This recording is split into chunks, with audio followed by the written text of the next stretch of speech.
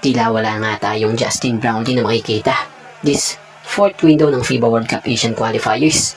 Matapos kumpirmahin ni Coach Tim, batay na rin dito sa ulat ng fast break, credit po and thank you. So kinumpirmahan ni Gilas Pilipinas Head Coach Tim Cone na hindi makakalaro si Justin Brownlee sa fourth window ng FIBA World Cup Asian Qualifiers sa August 28 at 30, 2026. Dahil sa hindi pa sapat umano ang kalusugan nito at nagpapagaling pa sa kanyang mga injury. So gagamit nga po ang Gilas Pilipinas ng purong lokal na mga manlalaro tulad nila Kai Soto, Junmar Fajardo, AJ Edu at iba pa. So makakalaban ng Gilas ang Jordan sa August 28 at Iran sa August 30 na gaganapin nga sa SM Mall of Asia Arena.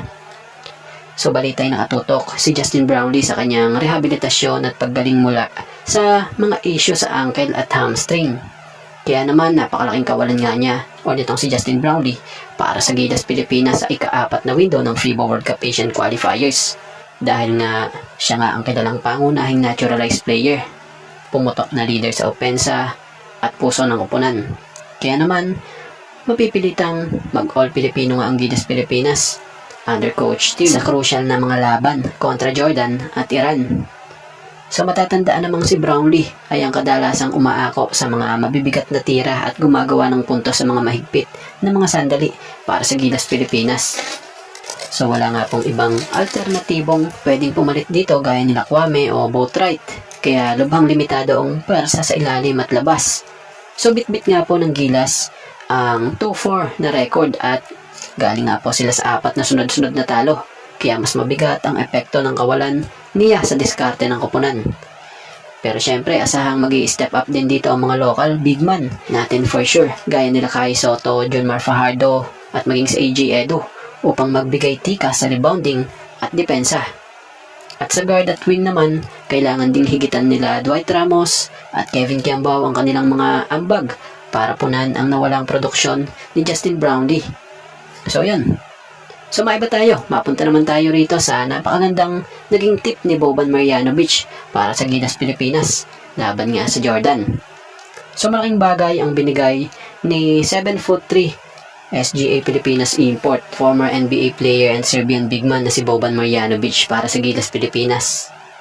Kung saan tila isang warning o payo na rin para sa Gilas ang ginawa niyang ito. So batay na nga po sa naging report ng Philstar by Joaquin Henson, credit po and thank you.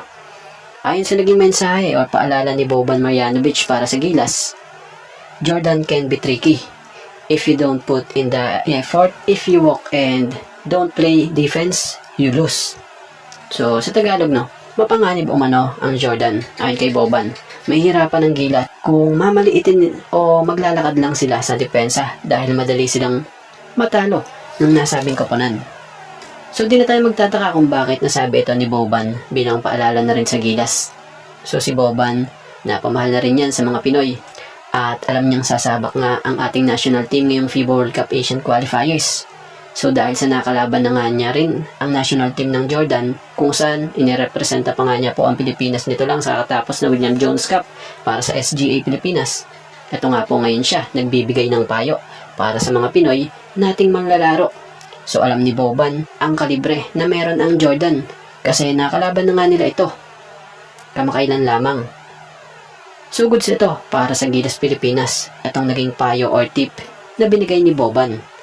Kaya naman kakailanganin na talagang ibuhos ng Gilas Pilipinas ang matindi nilang enerhiya at depensa para nga sa mga magiging labang ito.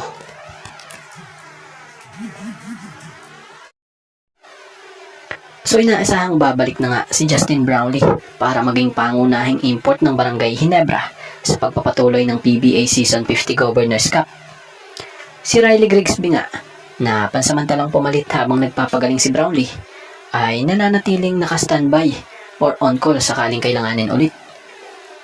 Si Justin Brownlee ay balitan dumating na nga sa bansa para sumabak sa ensayo ng Gilas Pilipinas para sa FIBA World Cup Asian Qualifiers at sa Asian Games at nakatakdang maglaro ulit para sa Ginebra sa pagbabalik ng liga. At kay Riley Grigsby ay eto nga umano ay nagbalik Estados Unidos na pero nananatiling handa at nakaabang kung sakaling magkaaberya sa kalusugan o magbago ang sitwasyon ni Brownlee.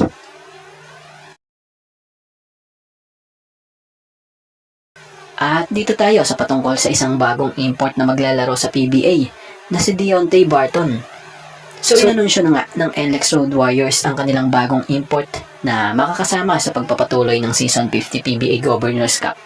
So ito nga si Deontay Barton, ang dating NBA player na naging parte din ng team ng Oklahoma City Thunder at Sacramento Kings na isang guard forward na siyang opisyal ng napili ng team. Siya ay kinuha upang ipalit sa napasabak at malubhang na injured na import na si Dequan Jones na siyang nagtamo ng leg injury kamakailan.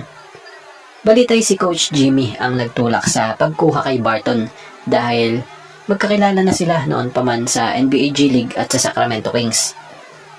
Si Deontay Barton nga ay isang 32-year-old at 6'4" American basketball player at dating NBA player na kinuha ng NLEX bilang bagong import nila para sa PBA 50 Season Governors Cup.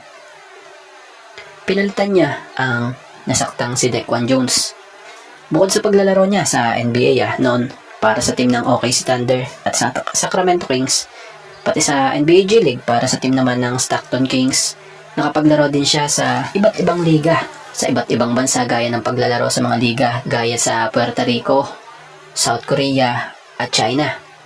So inaasahang magiging mabilis ang adjustment or transition ni Barton sa koponan dahil kilala na siya ng lubos nitong si Coach Jimmy Alapag dahil nagkasama na nga ito si Coach Jimmy sa Stockton Kings at sa Sacramento Kings noong assistant coach pa at development coach pa si Coach Jimmy noon doon.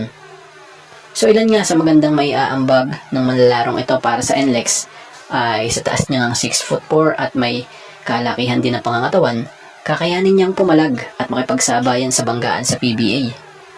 Meron din itong explosiveness at lakas. Matindi nga ang bilis at puwersa nito sa pag-atake sa basket, nahahalili sa nawalang tikas ni Dequan Jones. At ang pinakamatindi dito, pwede niyang may apply dito or madala yung experience niya sa paglalaro niya sa NBA at maging sa iba't ibang international league. At bago nga ang lahat, baka naman po pwedeng makahingi ng isang subscription para sa ating channel or pakifollow na rin po kung nagustuhan nyo ang ating mga basketball update.